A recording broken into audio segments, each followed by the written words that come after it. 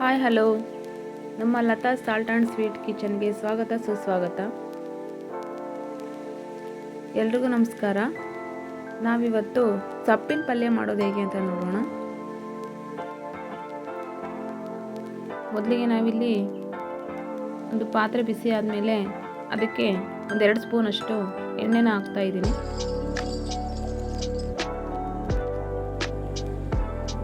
ಎಣ್ಣೆ ಬಿಸಿ ಆದಮೇಲೆ ಜೀರಿಗೆ,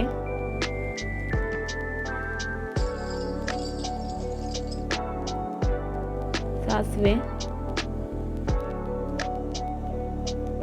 ಜೀರಿಗೆ ಸಿಡಿದ ಮೇಲೆ ಒಂದು ಹಸಿಮೆಣಸಿನಕಾಯಿನ ಸಣ್ಣದಾಗಿ ಕಟ್ ಮಾಡಿ ಹಾಕ್ತಾ ಇದ್ದೀನಿ. ನಂತರ ಒಂದು ಸಣ್ಣದಾಗಿ ಕಟ್ ಮಾಡಿದಂತಹ ಈರುಳ್ಳಿ,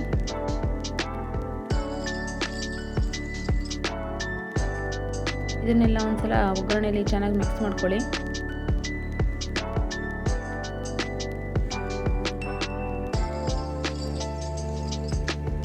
ಇವಾಗ ಕರಿಬೇವು, ಇದನ್ನ ಒಂದ್ಸಲ ಚೆನ್ನಾಗಿ ಒಗ್ಗರಣೆಯಲ್ಲಿ ಮಿಕ್ಸ್ ಮಾಡ್ಕೊಳ್ಳಿ.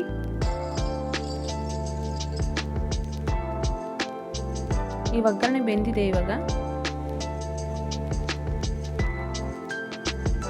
ಇಲ್ಲಿ ಒಂಥರ ನಾನು ಡಿಫರೆಂಟಾಗಿ ಸೊಪ್ಪಿನ ಪಲ್ಯ ಮಾಡಿ ತೋರಿಸ್ತಾ ಇದ್ದೀನಿ. ಬರೀ ಸೊಪ್ಪಷ್ಟೇ ಆಗ್ತಾ ಇಲ್ಲ, ಇದಕ್ಕೆ ಸ್ವಲ್ಪ ಟೊಮೊಟೊನ ಸೇರಿಸ್ತಾ ಇದ್ದೀನಿ. ಟೊಮೊಟೊನು ಕೂಡ ಚೆನ್ನಾಗಿ ಫ್ರೈ ಮಾಡ್ಕೊಳ್ಳಿ.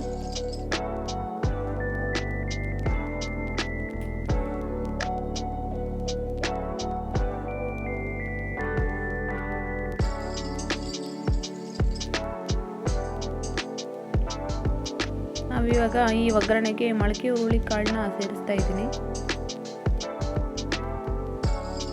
ಈ ಹುರುಳಿ ಕಾಳನ್ನ ಚೆನ್ನಾಗಿ ಒಗ್ಗರಣೆಯಲ್ಲಿ ಮಿಕ್ಸ್ ಮಾಡ್ಕೊಳ್ಳಿ.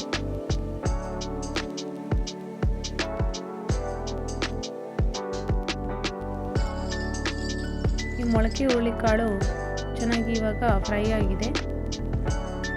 ಇದಕ್ಕೆ ನಾವು ಬೆರಕೆ ಸೊಪ್ಪನ್ನ ಸಣ್ಣದಾಗಿ ಕಟ್ ಮಾಡಿ ನೀಟಾಗಿ ವಾಶ್ ಮಾಡಿ ಹಾಕ್ತಾ ಇದ್ದೀನಿ.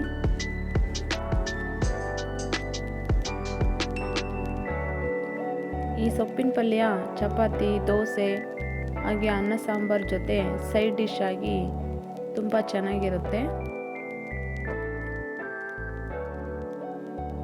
ನಾವಿಲ್ಲಿ ನೆಕ್ಸ್ಟು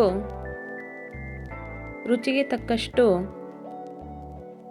ಉಪ್ಪನ್ನು ಸೇರಿಸಬೇಕು.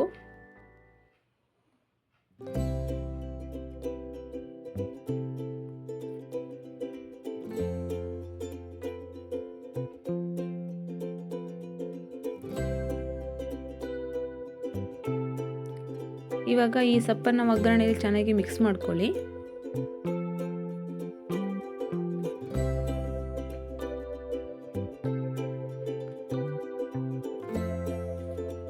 ಒಂದು ನಿಮಿಷ ಸಾಕು, ಬೇಗ ಸೊಪ್ಪು ಬೆಂದ್ಬಿಡುತ್ತೆ ಒಗ್ಗರಣೆ ಜೊತೆ.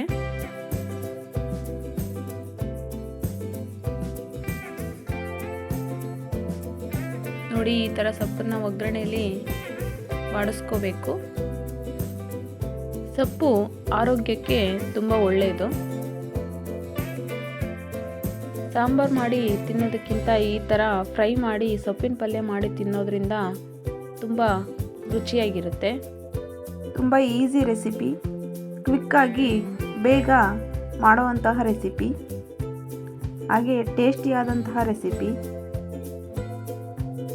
ಬರೀ ಬೆರಕೆ ಸೊಪ್ಪು ಅಂತ ಅಲ್ಲ, ಎಲ್ಲ ಥರದ ಸೊಪ್ಪುಗಳನ್ನು ಕೂಡ ಈ ಥರ ಫ್ರೈ ಮಾಡಿ ತಿನ್ನೋದ್ರಿಂದ ರುಚಿಯಾಗೂ ಇರುತ್ತೆ.